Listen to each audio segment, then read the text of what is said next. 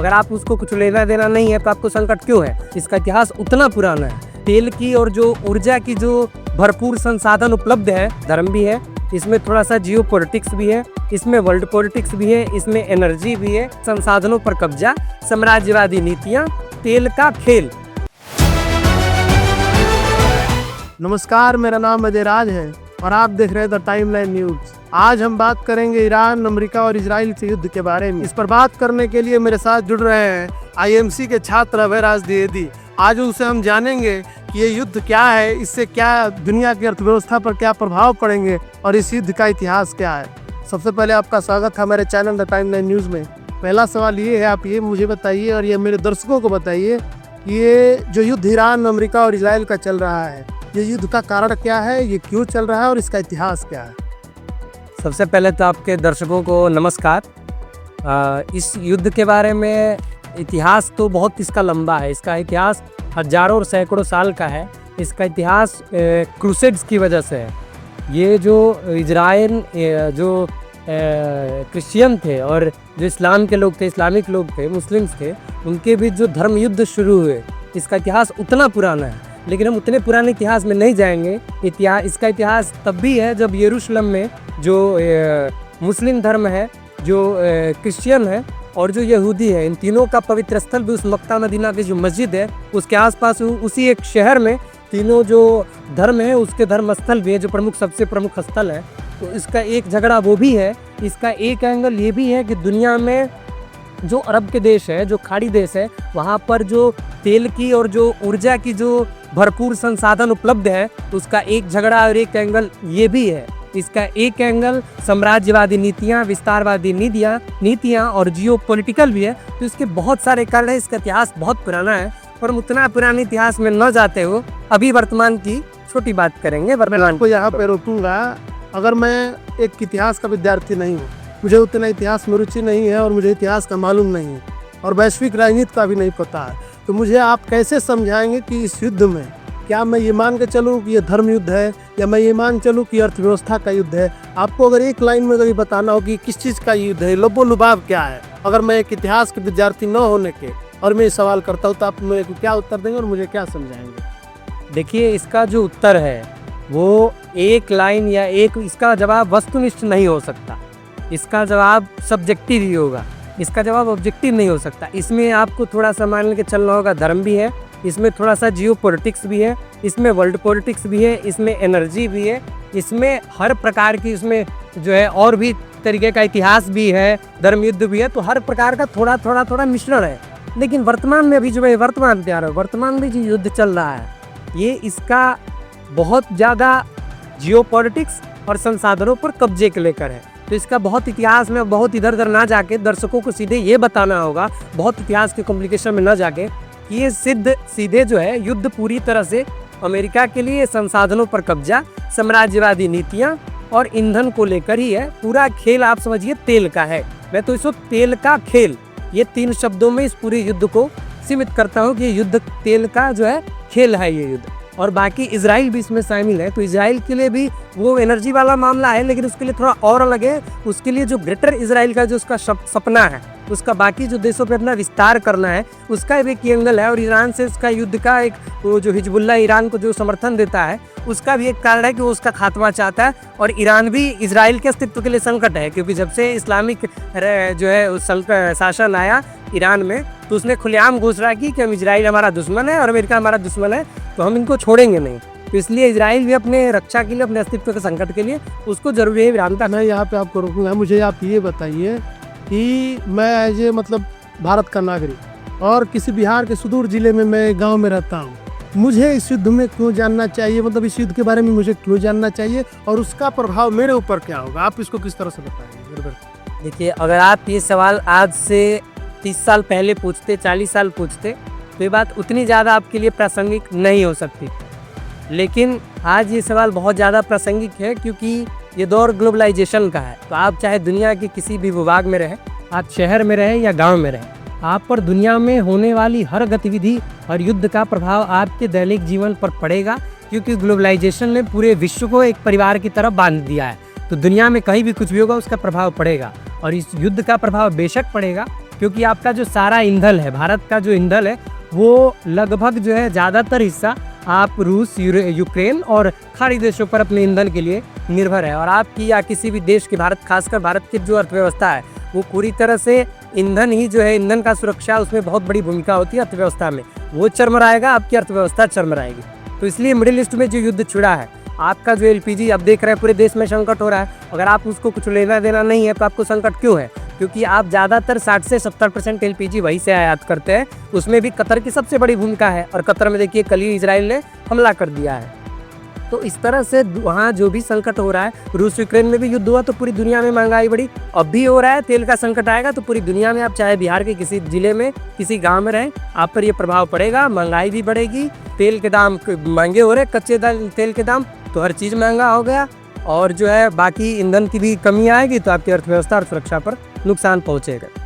जी, जैसे कि ये युद्ध जब से चल रहा है, लोगों का ये कहना है कि इजराइल ने जो है ज़बरदस्ती अमेरिका को जो है इसमें फंसाया है। इस बात से आप कितना सहमत है? और फंसाया है तो वो किस बात से, इजराइल को क्या चाहिए, इजराइल क्या चाहता है कि ईरान अमेरिका, मतलब ये युद्ध जो इतना बड़ा हो गया, जिसमें लोगों का कहना है कि इजराइल को ही फायदा और इजराइल चाहता था कि ऐसा हो। इस पर आप क्या कहेंगे? ये मेरे दर्शकों को आसान भाषा में आप समझें। देखिए, इसका तो मैं जवाब दूंगा एक वाकया से। कल ईरान के एक बड़े नेता ने कहा कि इजराइल जो है पिछले 40 साल से इंतज़ार कर रहा था। मैं सीधे देसी लहज़ों में कहूँ तो इजराइल जो है, ईरान इस बात का इंतज़ार कर रहा था पिछले 40 साल के कि अमेरिका का कोई एक बेवकूफ़, मैं कहूँगा बेवकूफ़ राष्ट्रपति आए जो मेरे कहने पे चले और मेरी बातों में फंस जाए। इजराइल को वो मौका मिल गया। ट्रंप जैसे बड़बोले, ट्रंप जैसे गैर जिम्मेदार राष्ट्रपति जो दुनिया को कुछ भी नहीं समझता है, उसे अपने ओहदे का भी जरा भी सम्मान भी नहीं है और ना ही उसका महत्व समझता है, उस जैसे जो आदमी जो है, जो रात को और दिन में फैसले बदल देता है, उस जैसे आदमी का इंतज़ार कर रहा था इजराइल। क्योंकि इजराइल जो है वो खाड़ी देशों में, अरब देशों में अपना कब्जा चाहता है, वो वहाँ का नेता बनना चाहता है। उसका ग्रेटर इजराइल का सपना भी है। वो बाकी ईरान जैसे और तमाम जो और भी देश है जो उसके लिए, उसके अस्तित्व पे खुद को, वो अपने अस्तित्व को संकट मानता है कि वो रहेंगे तो उसके अस्तित्व पे संकट रहेगा, क्योंकि कहते हुए कि खुलेआम हमारा दुश्मन है। इसलिए इजराइल अपने दुश्मनों का सफाया चाहता है और अपने इजराइल को विस्तार करके ग्रेटर इजराइल बनाना चाहता है।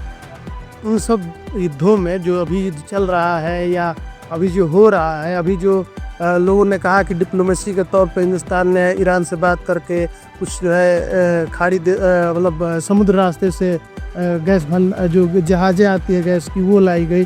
तो आप इस तमाम युद्धों के बीच और ये भारत की जो डिप्लोमेसी है, आप किस तरह से देखते हैं? और ये दुनिया में जो नई पॉलिटिक्स चल रही है कि दूसरे का युद्ध होता है तो कोई तीसरा उसमें नहीं बोलता है, बुलाने पर भी कई देशों ने अमेरिका को मना कर दिया कि नहीं, हम नहीं आ सकते। तो आप इसको मुझे ये समझाइए कि भारत की डिप्लोमेसी कैसी होनी चाहिए और वर्तमान डिप्लोमेसी कैसी है, क्या इससे भविष्य अच्छा रहेगा?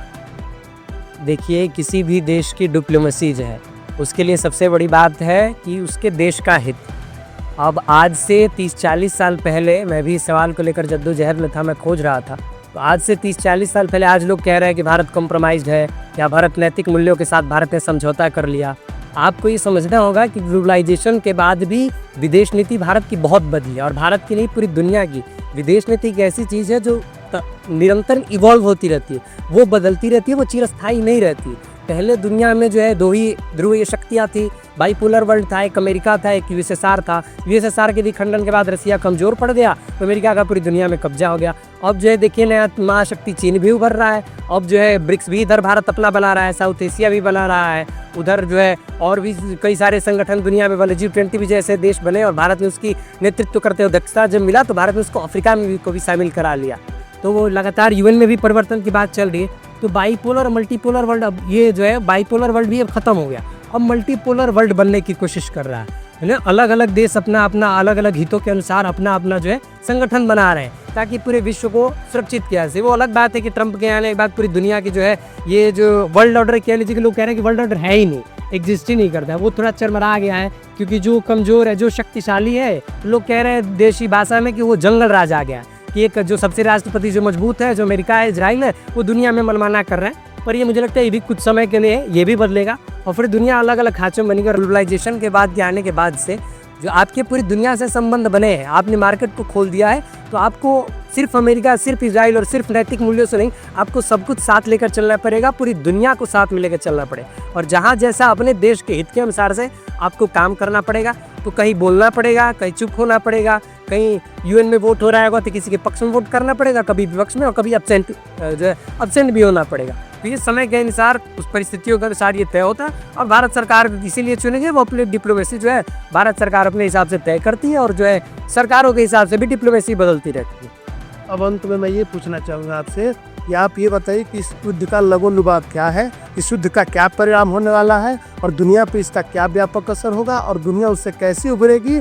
और दूसरा सवाल मैं इसी में ऐड जोड़ता हूँ, हिंदुस्तान के नज़रिए से ज़रूर बताइएगा कि हिंदुस्तान किस जगह पे खड़ा है, हिंदुस्तान को कैसे इसमें मदद मिलेगी कि इससे बाहर निकल पाए, जो आर्थिक मंदी भी होने वाली है। तो आप ये लबो-लुभाव इस युद्ध का बताइए कि पूरी दुनिया पे इसका क्या इम्पैक्ट करने वाला है। ये दोनों तीनों चीज़ों का आप जवाब बहुत सरल भाषा में हमारे दर्शकों को बताइए। आज देखिए, आज युद्ध को 19-20 दिन हो गए लगभग, और आप इतने में ही देखिए कि जब शुरू में अटैक हुआ तो बहुत सारे विशेषज्ञों ने और दुनिया भर के तमाम लोगों ने कहा कि जो है अमेरिका 2-4 दिन में युद्ध को ख़त्म कर देगा, जैसे यूक्रेन युद्ध में भविष्यवाणी हुई थी, वो है हुआ नहीं, और इसमें भी सेम यही कहानी हो, ये भी हुआ नहीं। तो लोगों को ऐसा लग रहा था कि खामनेई मराएंगे इराक की तरह, तो जो है जब खामनेई मराएंगे तो ईरान घुटने पे आ जाएगा, लेकिन ऐसा नहीं हुआ। आपने शीर्ष नेतृत्व को तो मार दिया, लेकिन वो देश झुका नहीं। आपको ये ध्यान रखना होगा कि जैसे भारत जो है हजारों साल की संस्कृतियों से बना एक देश है, उसी तरह जो है ईरान भी संस्कृतियों से बना एक देश है। उसका बहुत मूल्य जो है, सांस्कृतिक मूल्य और बहुत सांस्कृतिक जो जड़ है बहुत गहरा है, और आसानी से हार मानने वाले लोग नहीं, चाहे वो इसीलिए मर मिटने के तैयार हो। नहीं तो अमेरिका जैसे युद्ध देश के खिलाफ आज के समय में युद्ध करना, बाकी बहुत कम ही ऐसे देश होंगे जो इतने छोटे होंगे, इतने कम सीमित संसाधन के बाद भी लड़ने के लिए तैयार हो गए। तो ईरान तैयार हो गया। और रही बात इस जो है युद्ध के असर का, तो युद्ध का जो असर देखिए पूरी दुनिया पे पड़ रहा है, भारत पे भी पड़ रहा है। अब जैसे जैसे ये युद्ध खुद जो खिंचेगा, पूरी दुनिया में महंगाई बढ़ेगी, क्रूड ऑयल की दाम बढ़ रही है। आप देखिए भारत में जो है पिछले कुछ दिनों में ही 32 लाख करोड़ निवेशकों का नुकसान हो गया। तो मार्केट भी चरमरा रहा है, क्रूड ऑयल महंगा हो रहा है, तो पेट्रोल डीजल महंगे होंगे। अभी तो महंगा नहीं हुआ भारत में, लेकिन आने वाले समय में अगर ऐसे चलता रहा तो कब तक भारत सरकार कैप लगा के रखेगी। एलपीजी में महंगा हो ही गया, और जब ये महंगे होंगे, ईंधन महंगा हो गया, तो बाकी खाने पीने की और सारी तमाम चीज़ें हैं रोज़मर्रा की आपके जीवन में उपयोग होने वाली, वो हर चीज़ महंगा हो गया। तो आर्थिक बोझ भी भारत पे बढ़ेगा। महंगे तेल होंगे तो ज़्यादा पैसे चाहिए आपको खरीदने के लिए, और जो तमाम तरह की महंगाई भी बढ़ेगी, और अर्थव्यवस्था भी आपका सुस्त होगा भारत के नज़रिए से। और पूरी दुनिया के नज़रिए से देखें तो पूरी दुनिया भी महंगाई आने वाली है, वहाँ भी जो है तेल की कीमत बढ़ेगी, तो पूरी दुनिया में ये संकट पैदा होने वाला। कल तो मैंने ये भी देखा कि जो खाद्यान्न संकट भी आने वाला है, जो खाद्यान्न संगठन के कई सारे संगठन है पूरी दुनिया में, उन्होंने कहा कि अगर ऐसी युद्ध लंबा खिंचता रहा तो 4 करोड़ लोग, पूरी दुनिया में 4 करोड़ लोग को भुखमरी का सामना करना पड़ेगा।